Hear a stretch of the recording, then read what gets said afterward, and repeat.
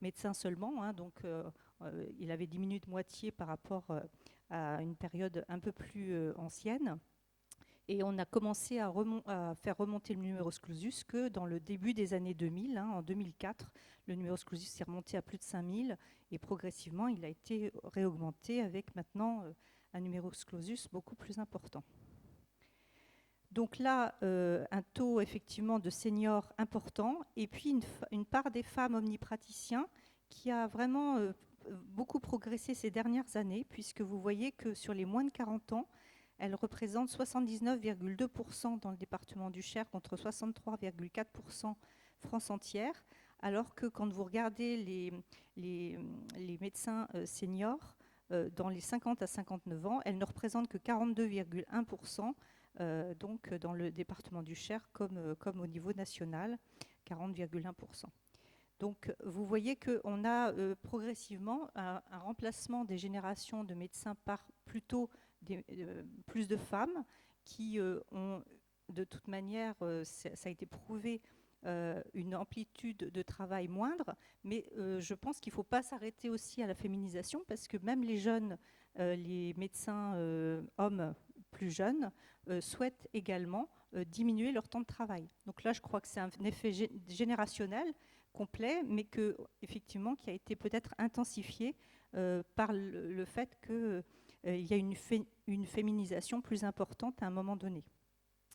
Donc le nombre de médecins cache aussi ce phénomène finalement de souhait de la jeune génération de moins travailler également.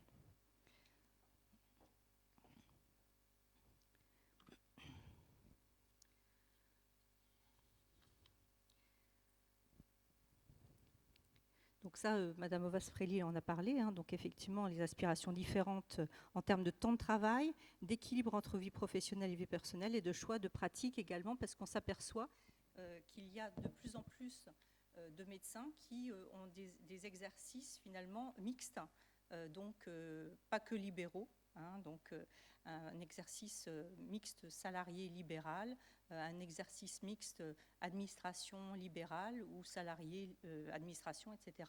Donc on a vraiment des cas de figure beaucoup plus différents que précédemment, où on avait des médecins qui finalement commençaient dans le secteur libéral et faisaient toute leur carrière sur le secteur libéral. Alors, donc je reviens également, je suis désolée, je n'avais pas remarqué que c'était si petit. Alors, donc en activité moyenne par professionnel actif, donc je vous ai mis également les indicateurs d'activité parce que ça me paraissait important de vous montrer que dans le département du Cher, on a peut-être moins de professionnels, mais ils travaillent davantage qu'ailleurs, puisque en activité moyenne par généraliste, on est à un indicateur de 5194 actes, donc c'est même en augmentation, et donc comparativement à la France entière, on est à peu près à une activité supérieure de 9,5%. Donc ça, c'est aussi important, hein, donc à prendre en compte.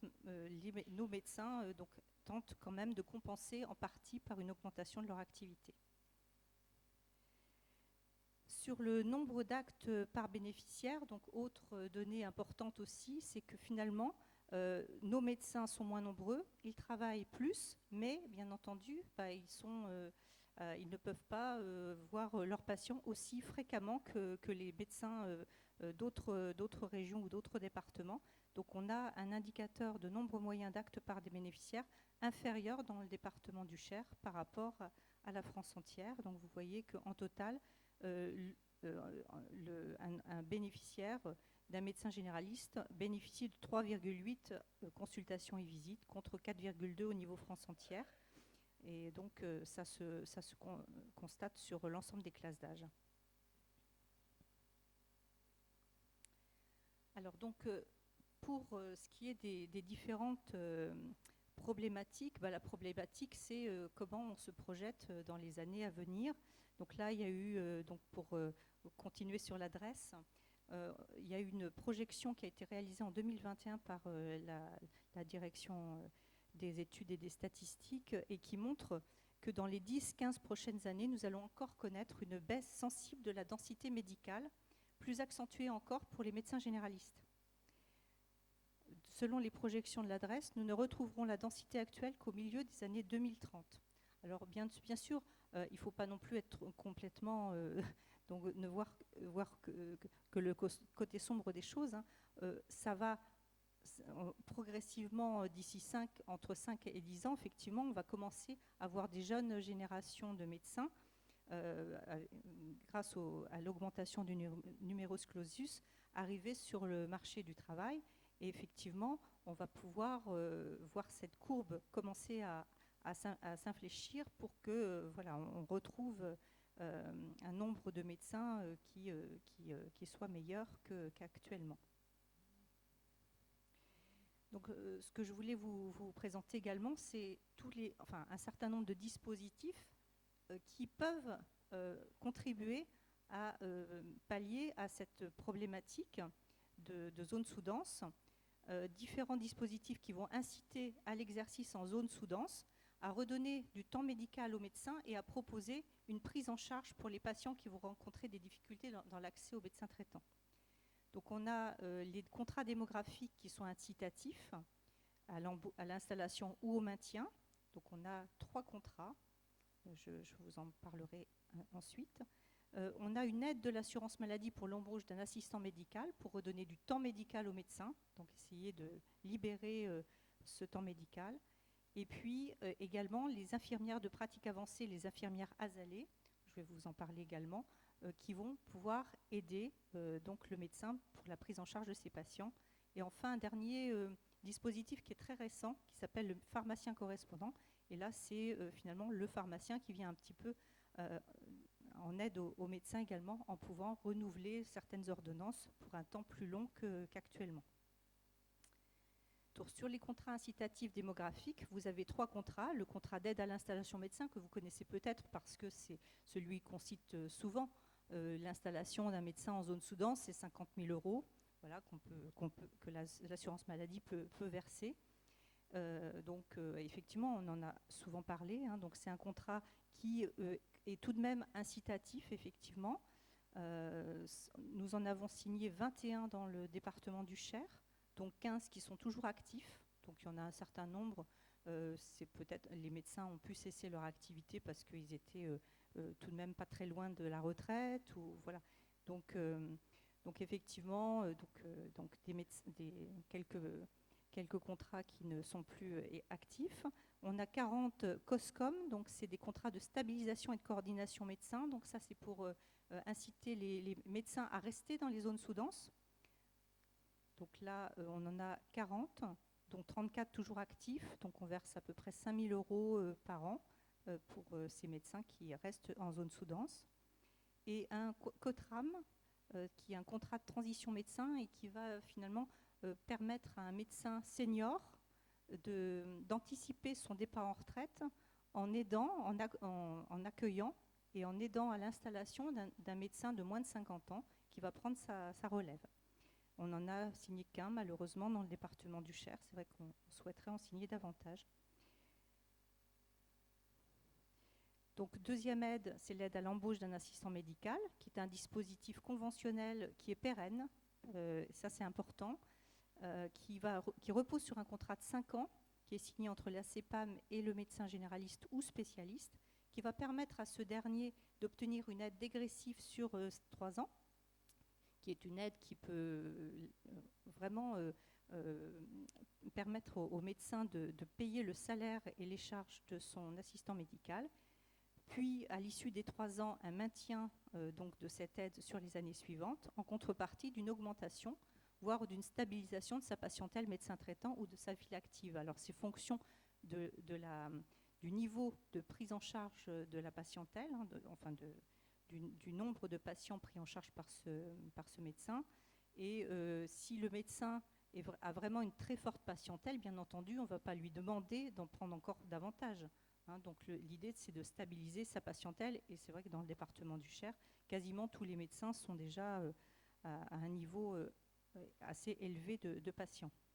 L'assistant médical va pouvoir accompagner le praticien dans sa pratique quotidienne afin qu'il puisse libérer du temps médical et accueillir davantage de patients, contribuant ainsi à améliorer l'accès aux soins de premier recours.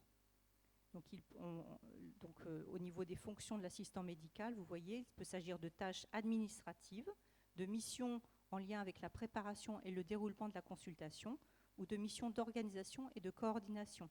Donc, c'est bien le médecin qui définit les fonctions de son assistant médical. Et ça peut être variable d'un médecin à un autre, hein.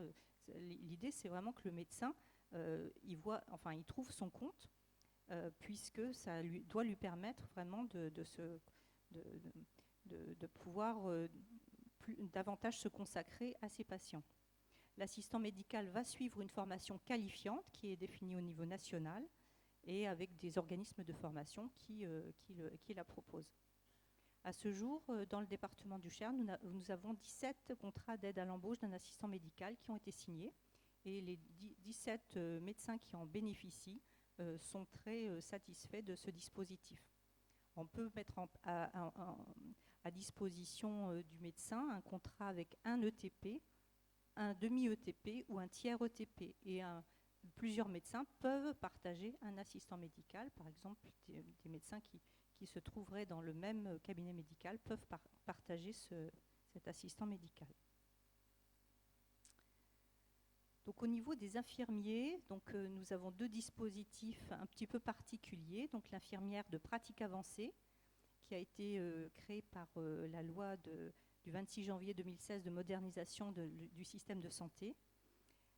Ça a pour objectif de faciliter la prise en charge en ambulatoire et d'améliorer l'accès aux soins, et de soutenir les médecins dans la prise en charge de patients atteints de pathologies ciblées. Donc pareil, encore un objectif de temps médical libéré. La formation, donc, ça s'adresse à des infirmiers expérimentés déjà en exercice. Pour devenir IPA, l'infirmier doit suivre 2 ans de formation supplémentaire. Donc il va avoir un diplôme d'État IPA reconnu au niveau master. Il va pouvoir intervenir sur différentes pathologies, donc des pathologies chroniques stabilisées en prévention et polypathologies courantes en soins primaires. Elle va pouvoir intervenir sur l'oncologie et l'hémato-oncologie, sur les maladies rénales chroniques, la dialyse et la transplantation rénale, et sur la psychiatrie et la santé mentale.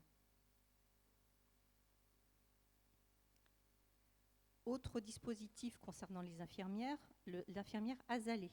Alors azalée, c'est joli, c'est une fleur, mais ça veut dire aussi action de santé libérale en équipe. Donc, ce dispositif a été créé en 2004 à titre expérimental, et il a montré tout son intérêt. Donc il a perduré dans le temps. Il s'appuie sur 4 protocoles de coopération qui vont permettre des délégations de tâches ou d'activités des médecins généralistes vers des infirmières. Ça va comprendre le dépistage et la prise en charge du diabète, le suivi des patients à risque cardiovasculaire, le dépistage de la BPCO, la bronchopneumopathie chronique obstructive, et le dépistage des troubles cognitifs. L'infirmière azalée va être rémunérée par l'association azalée. Alors elle peut être libérale, elle peut être salariée, elle peut avoir un exercice mixte. En tout cas, elle va elle va être de toute manière mise à disposition par l'association azalée, et elle va pouvoir réaliser un certain nombre d'actions. Donc vous voyez comment ça se passe. Donc les médecins identifient avec les infirmières les patients qui vont être éligibles à chaque protocole. Le médecin va inviter les patients à voir l'infirmière en consultation. L'infirmière va recevoir le patient en consultation et va convenir avec lui du suivi. Alors elle peut faire de l'éducation thérapeutique du patient, des actes dérogatoires. Elle va faire une évaluation de chaque consultation et un compte-rendu. Et le médecin et l'infirmière vont se rencontrer régulièrement pour des réunions de concertation autour des patients pris en charge ensemble. Alors, il y a les 2 dispositifs que je viens de vous présenter, l'IPA et azalée. C'est un petit peu différent, hein. Ça peut donner l'impression que c'est un peu semblable, mais l'IPA est une infirmière avec des compétences élargies, puisqu'elle a 2 ans d'études en plus. Elle va donc pouvoir prescrire elle a un droit de prescription élargi, et elle va travailler avec des médecins qui vont lui orienter des patients pour un suivi des patients principalement chroniques. L'infirmière azalée, elle est en délégation de tâches avec des médecins. Elle est placée vraiment sous la responsabilité des médecins, Et là, elle va prendre également en charge des patients dans le cadre de 4 protocoles de délégation de tâches. Et enfin, donc, le nouveau dispositif du pharmacien correspondant, il peut renouveler périodiquement des traitements chroniques et ajuster aux besoins à leur posologie dans le respect des conditions qui sont la prescription médicale doit comporter une mention autorisant le renouvellement par le pharmacien correspondant de tout ou partie des traitements prescrits et le cas échéant, ajuster des posologies lorsque le médecin traitant a inscrit sur l'ordonnance la mention « le pharmacien correspondant peut modifier la posologie ». Le pharmacien doit indiquer sur les ordonnances le détail des actions réalisées dans le cadre de ses missions de pharmacien correspondant à chaque renouvellement ou chaque modification. Et alors ce qui est important aussi, c'est que le pharmacien et le médecin, donc le pharmacien correspondant et le médecin du patient, doivent être adhérents ou signataires de la même forme d'exercice coordonné. Donc par exemple, une maison de santé pluriprofessionnelle. Donc c'est nouveau, c'est pas encore mis en place réellement, hein, ça va commencer à l'être.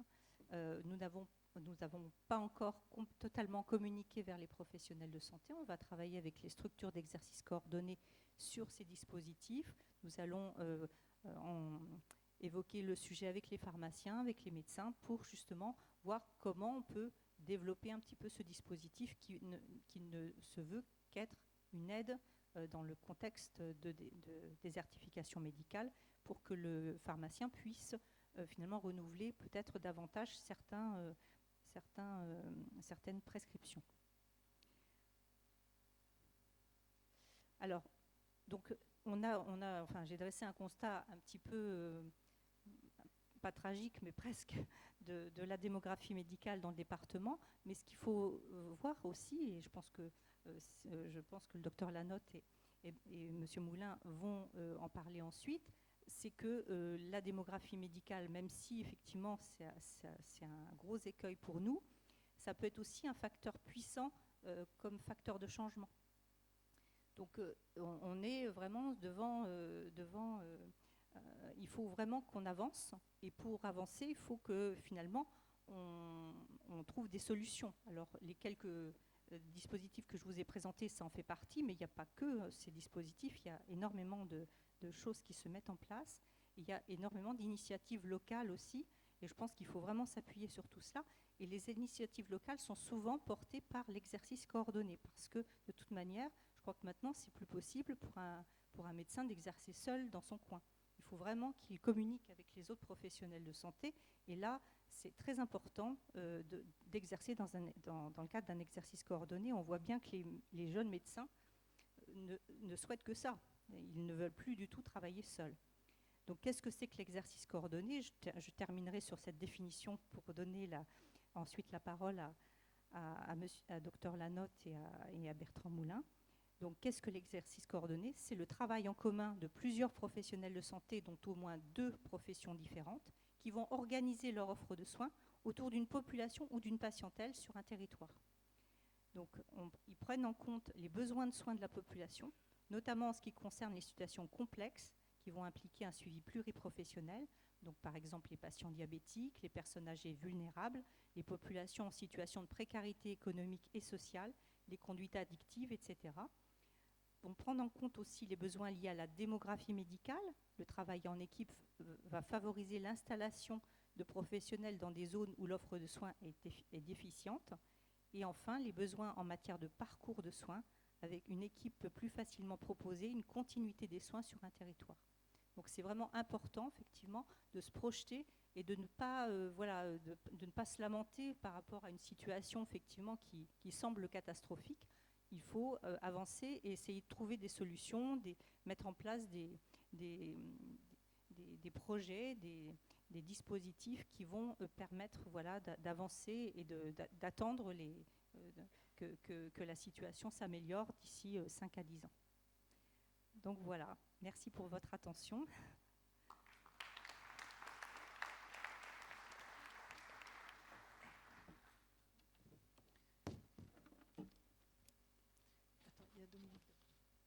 Merci Madame Senson. Alors bon, tout ça c'est tout à fait intéressant, je pense, tous ces chiffres et puis ces propositions. mais qu'en pensent les usagers. Donc, Madame Talent. Alors, je vous présente Madame Talent, qui fait partie de notre CDCA pour le bureau personnes âgées, que j'ai oublié de nommer tout à l'heure. Eh bien, la voilà partie. Bon, ça va, il n'y a pas que moi qui il n'y a pas que moi qui monopolise la télécommande. Oui, on appuie là. Donc, Madame Tur évoquait tout à l'heure le questionnaire qui a été envoyé un petit peu à beaucoup de gens. Hein. Donc, Madame Talent a contribué avec d'autres au dépouillement de ces questionnaires. Et donc, elle nous en apporte les résultats maintenant. Donc, nous avons eu les chiffres donnés par la Caisse primaire d'assurance maladie, mais nous, ce qui nous souciait, c'est d'avoir votre avis. Donc, ce qui était important, c'était de traiter et d'avoir votre avis, de recueillir cet avis au moyen d'un questionnaire le plus proche possible de vos préoccupations et de vos difficultés au quotidien. Les différents partenaires qui siègent au sein du CDCA 18 ont permis d'étendre au maximum la démarche et nous les en remercions.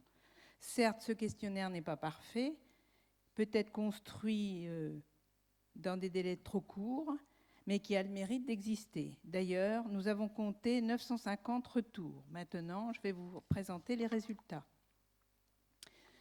Donc, nous avons eu 950 questionnaires, dont 650 qui ont été saisis directement sur Internet et d'autres qui nous sont revenus par courrier, que nous avons saisis dans le système pour que nous ayons un regard plus réel de ce que vous nous transmettiez.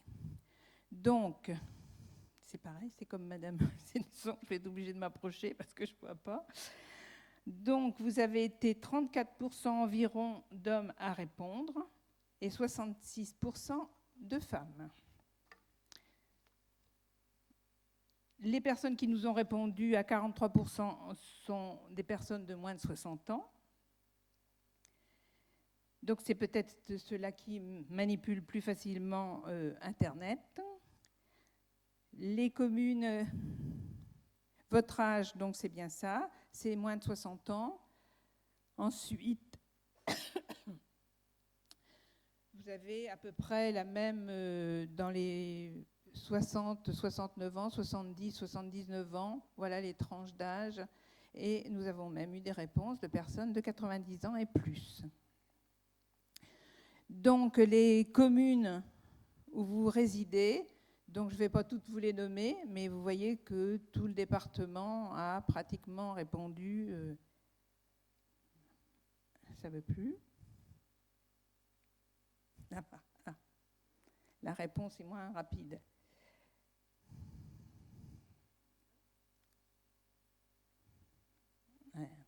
Voilà.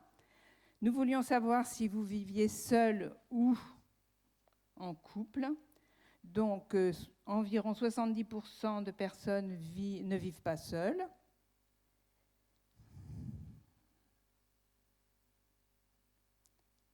Je ne sais pas, je dois avoir un mauvais fluide. Donc, je vais essayer. Donc, nous souhaitions savoir si vous aviez un médecin traitant et sinon, comment vous aviez accès aux soins. Donc, pour 48%, vous renoncez aux soins et 52%, vous allez aux urgences.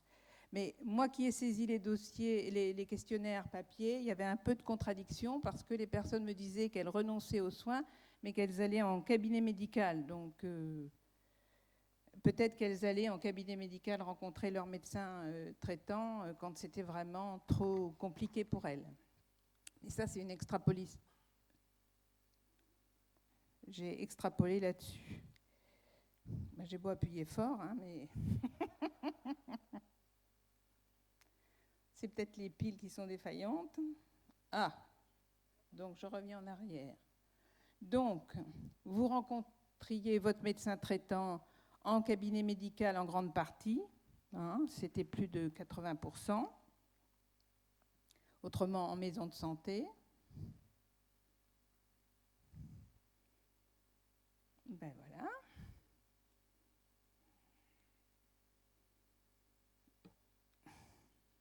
Comment?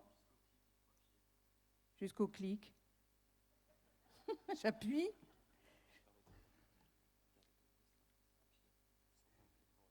Ah bon? Alors, on leur a demandé bien sûr si le lieu était accessible. Oui.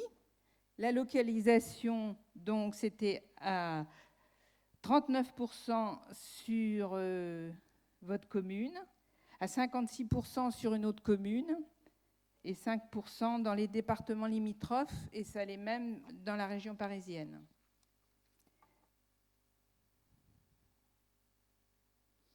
Je vais mettre la main à gauche. Ah, voilà. À quelle distance de votre domicile? Donc vous voyez, ça va de 200 mètres à 45 km.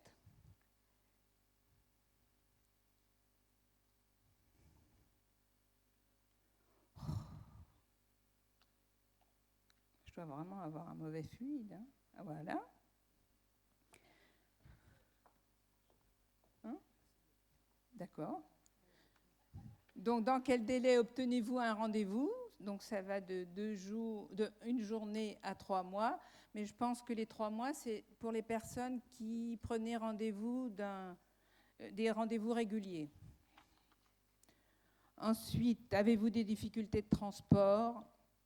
Très peu de personnes, dans celles qui ont répondu au questionnaire, n'ont pas de difficultés de transport. Il y en a quelques-uns. Est-ce que vous consultez un spécialiste? Oui, en grande partie pour ceux qui nous ont répondu, à 82%. Lesquels? Donc, on peut dire que beaucoup consultent l'ophtalmologiste. À notre âge, on a besoin de lunettes, hein, d'être suivi. Et on avait quasiment les cardiologues, pneumologues, voilà. Alors, est-ce que votre spécialiste exerce en cabinet, à l'hôpital ou les deux?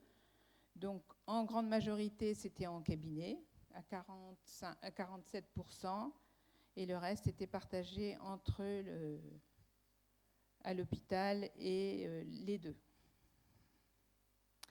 Donc, en grande majorité, c'est accessible. Mais pour certains qui ont répondu que ce n'était pas accessible, ils me mettaient qu'ils avaient des difficultés de déplacement. Donc, le mot accessibilité aurait pu être peut-être plus défini. Voilà. Alors, est-ce que votre spécialiste exerce sur votre commune, dans le département ou dans les départements limitrophes? Donc, très peu dans votre commune, pour ceux qui ont répondu, et à plus de 60% pour ceux qui consultent dans le département. Et dans les départements limitrophes, vous avez également des personnes qui vont dans la région parisienne. Donc, dans quel délai obtenez-vous un rendez-vous? Donc, vous voyez, ça va d'1 semaine à 1 an. D'autres prennent leur rendez-vous 6 mois auparavant.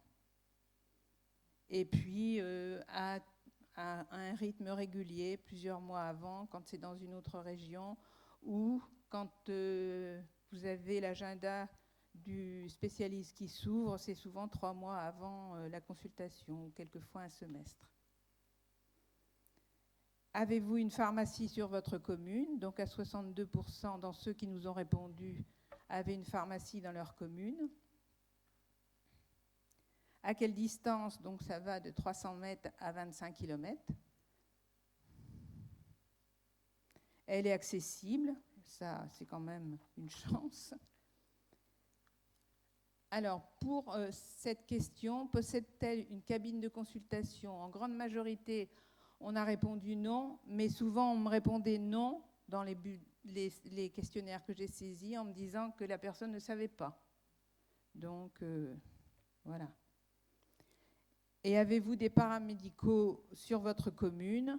Donc dans ceux qui nous ont répondu, il y a plus de 65% qui ont répondu oui. Et quels paramédicaux sont concernés? Donc vous aviez aussi bien l'infirmier, le kiné, le podologue. Dans les autres, j'ai dû mettre les autres, si tu veux passer à la... Voilà, kinésie, ostéopathe, sage-femme, podologue, voilà. Et à quelle distance consultez-vous? Alors pour certains, on nous a bien mis, se déplace à domicile encore, et ça va de 500 mètres à 30 km en fonction de la résidence des personnes qui ont répondu. Voilà la contribution de nos usagers au questionnaire. Merci.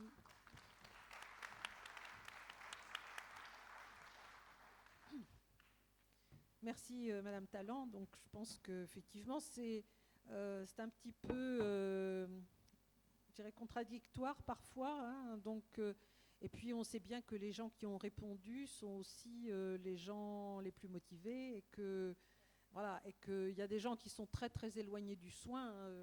On le voit parfois, qui ne répondront pas et qui eux n'ont plus de médecin traitant depuis bien longtemps et ne voient plus de médecin depuis bien longtemps. Donc c'est vrai que c'est un petit peu compliqué. Donc je passe la parole au docteur Walter Lanotte, qui est donc président de la CPTS de Bourges. Et il va nous expliquer ce que c'est que la CPTS, à quoi ça sert et comment ça peut aider les usagers des services de soins. Alors je vais essayer de vous expliquer tout ça sans être trop lourd.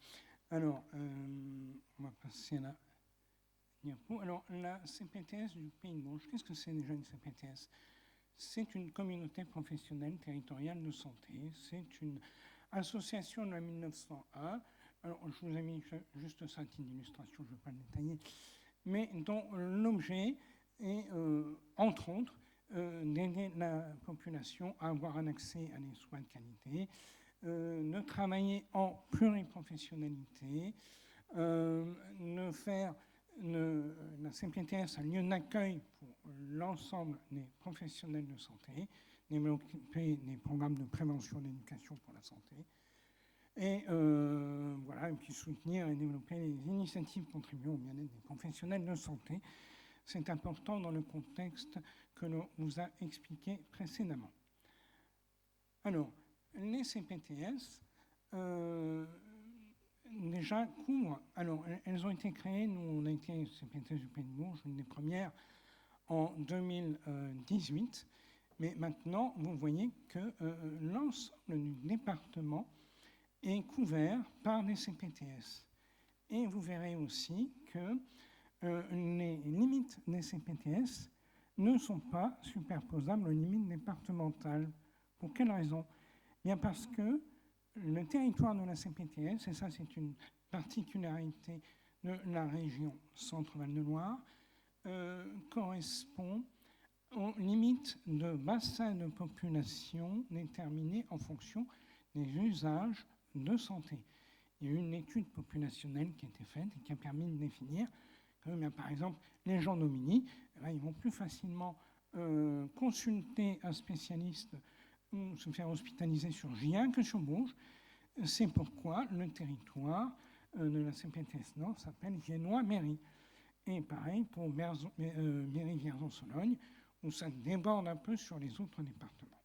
Donc on est là dans une logique plus populationnelle que territoriale.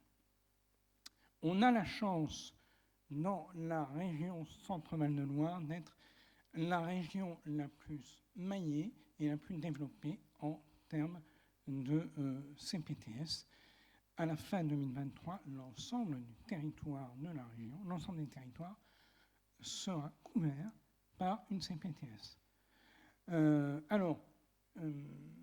Il y a, donc je vous disais, l'étage CPTS proprement parlé. Au niveau départemental, les CPTS sont structurés en collectif. Pourquoi? Parce qu'il y a des thématiques qui ne peuvent s'envisager qu'au niveau départemental, comme par exemple la réponse aux soins non programmés ou l'organisation du service d'accès aux soins, dont on parlera beaucoup dans un futur proche.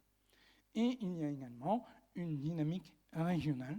Pourquoi? Bien parce que certains services n'existent qu'au niveau de la région et il est important aussi d'avoir une cohérence et une cohésion au niveau de l'ensemble des CPTS de la région pour pouvoir être des interlocuteurs fiables et crédibles vis-à-vis des pouvoirs publics qui sont nos interlocuteurs obligés pour la mise en place et la réponse aux missions qui nous ont été déléguées. Alors, là, c'est simplement un titre d'illustration, rassurez-vous, on ne va pas détailler tout ce qu'il y a sur ce tableau, mais c'est simplement pour illustrer certains exemples de domaines dans lesquels travaillent les CPTS, sur des missions obligatoires, améliorer l'accès aux soins, sur les missions organiser le parcours pluriprofessionnel autour du patient, les actions de prévention, améliorer la qualité et la pertinence des soins et accueillir les professionnels de santé.